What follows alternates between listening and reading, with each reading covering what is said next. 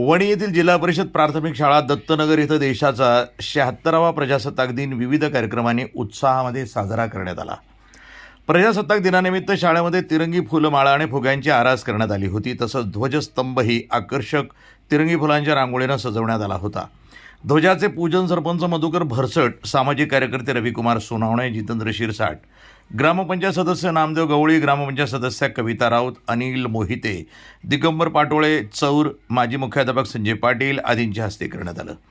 तर ध्वजारोहण माजी ग्रामपंचायत सदस्य पंडितराव गायकवाड यांच्या हस्ते करण्यात आला। शाळेचे शिक्षक बाळू जिरे यांनी उपस्थित मान्यवरांचं स्वागत, प्रास्ताविक मुख्याध्यापिका मंगला पाटोळे यांनी करून आभार मानले। यावेळी विद्यार्थ्यांनी विविध गाण्यांवर आकर्षक वेशभूषेमध्ये नृत्य सादर केले। विद्यार्थ्यांना बक्षिसं वितरित करून गुणगौरव करण्यात आला। तसंच ग्रामपंचायतीच्या वतीनं खाऊचं वाटपही करण्यात आलं। प्रतिनिधी दिगंबर पाटोळे, वणी, नाशिक, NTV न्यूज मराठी।